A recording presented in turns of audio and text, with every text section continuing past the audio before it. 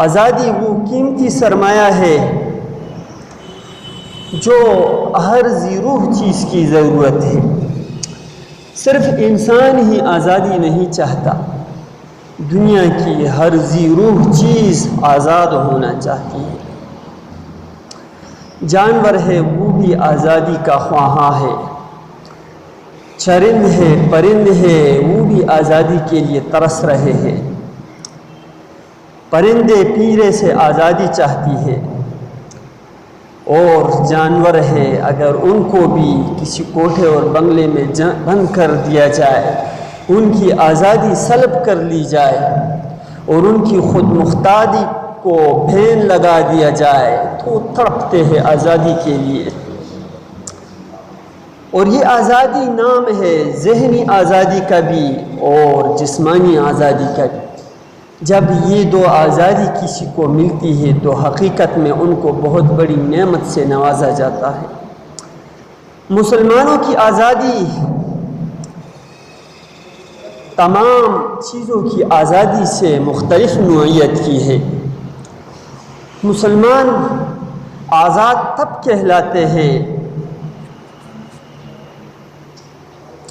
جب وہ اللہ تعالیٰ کی مان کر چلے اور اللہ تعالیٰ کی قوانین کو بھرپور طریقے سے عمل کرنے کے لیے آمادہ بھی ہو اور ان کے سامنے کوئی رکاوٹ بھی نہ ہو اس پر عمل پیرا ہونے کی۔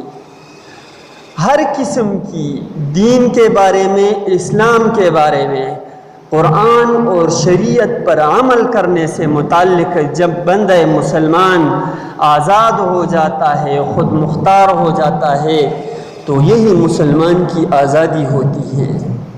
اور اسی آزادی کے پیش نظر ہمارے اکابر نے قربانیاں دی، لاکھوں کی تعداد میں جانیں نچھاور ہوئی، خون بہائے گئے، اور یہ درخت اور یہ جگہ اور یہ راستے آج بھی یہ گواہی دیتی ہے کہ مسلمانوں کا کتنا خون ادھر بہایا گیا ہے اس ملک خداداد کے لیے۔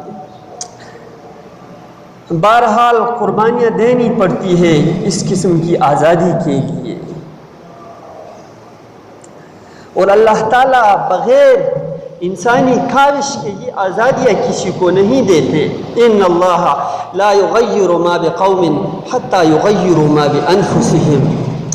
اللہ تعالیٰ کسی قوم کی حالت کو اس وقت تک تبدیل نہیں کرتے جب وہ خود اس کو تبدیل کرنے کے لیے سینہ سپر نہ ہو جائے، میدان میں نہ اترے، اپنی کوششوں کو بروئے کار نہ لائے۔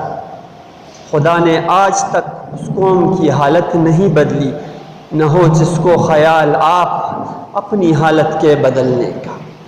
تو آزادی یہ بھی ایک انقلاب ہے، یہ بھی ایک تبدیلی ہے، یہ بغیر کوششوں کے حاصل نہیں ہوئی، اور یہ اتنی بڑی دولت ہے کہ جب کسی کو مل جائے تو ان کو پھر شکر کی ادائیگی میں کوتاہی نہیں کرنی چاہیے، غفلت نہیں کرنی چاہیے۔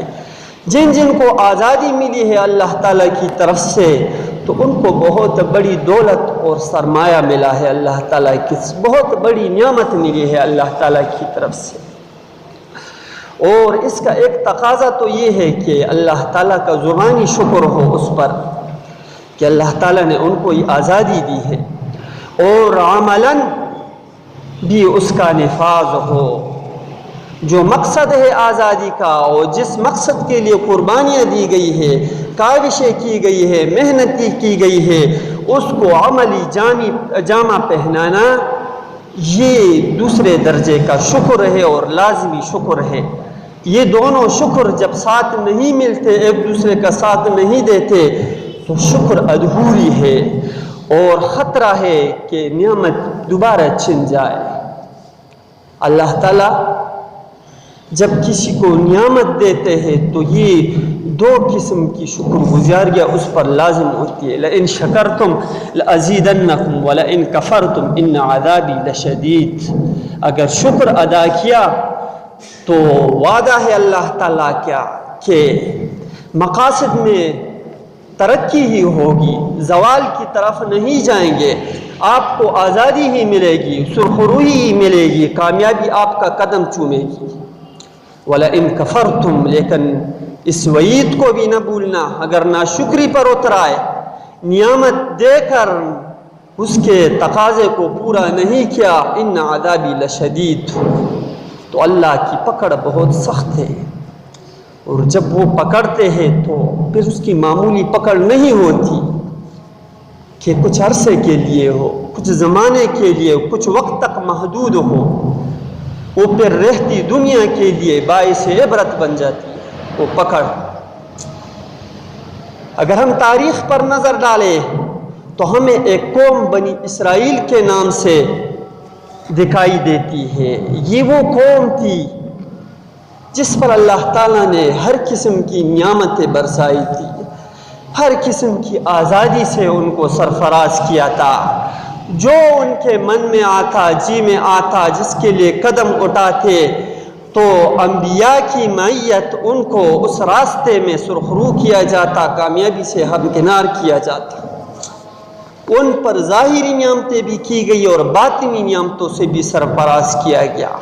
ظاہری نعمتیں، مادیات کی فراوانی تھی ان کے پاس، بنی اسرائیل کے پاس، سہولتیں بے پناہ تھی، راستوں کی سہولتیں، کنوؤں کی سہولتیں، بازاروں کی سہولتیں، سبزی اور باغات کی سہولتیں اگر دیکھی جائے تو ان پر جو اللہ تعالیٰ نے کی شاید کسی پر کی ہو۔ اور خوراک کی سہولتیں، آسمان سے کھانا اترتا تھا من و سلوہ کی صورت میں۔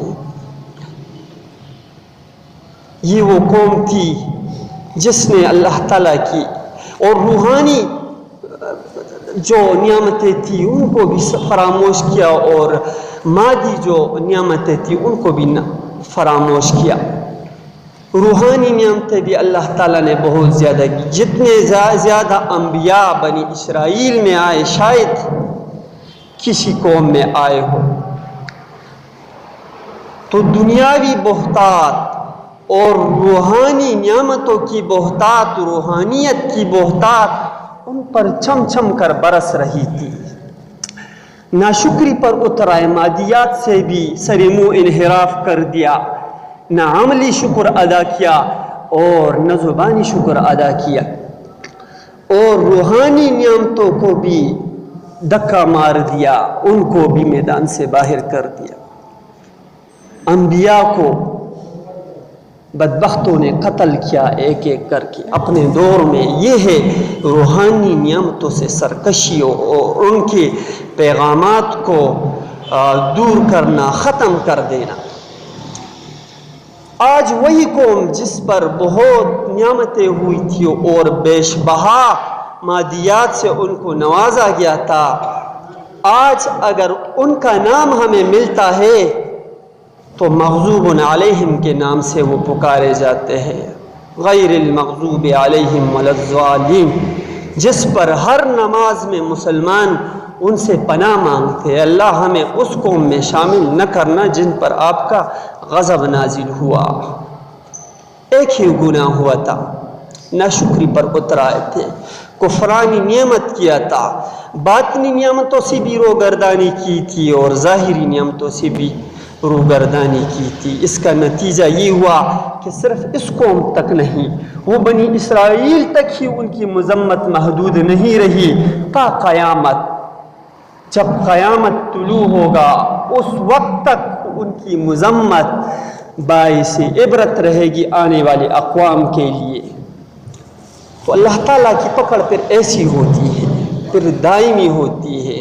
شکرانی نعمت جب نہیں ہوتا بلکہ کفرانی نعمت ہوتا ہے تو اس کا نتیجہ یہی ہوتا ہے۔ تو ہمیں بھی اپنے حالات پر سوچنا چاہیے۔ ہم بھی ایک مسلمان قوم کی حیثیت سے جی رہے ہیں، ہمیں اللہ تعالیٰ نے یہ نعمت دی ہے، اس ملک خداداد کو ہمارے ہاتھوں میں دیا ہے، اس کی باغ دوڑ مسلمانوں کے ہاتھوں میں ہے، اور مسلمانوں نے اس کی باغ دوڑ کے لیے جو کوششیں کی ہیں اور جو قربانیاں دی ہیں وہ دی بھی اسی مقصد کے لیے تھی کہ اللہ تعالیٰ کی نعمتیں ہم پر چھم چھم کر برسے، قرآن کا نفاذ ہو، اللہ کی شریعت ہو، خدا کے دین کے لیے ہم سر تاپا آزاد ہو، نہ ذہنی غلامی میں شکار ہو نہ عملی غلامی میں شکار ہو۔ یہ تھا مقصد ہماری قربانیوں کا، اور تاریخ میں رقم ہے، محض سنی سنائی باتیں نہیں ہیں اور ہوائی باتیں نہیں ہیں، بلکہ ہر ایک باشندہ ہو یا حکمران پارٹی سے تعلق رکھنے والا ہو، اقتدار ان کے ہاتھ میں ہو یا ایک غریب آدمی ہو،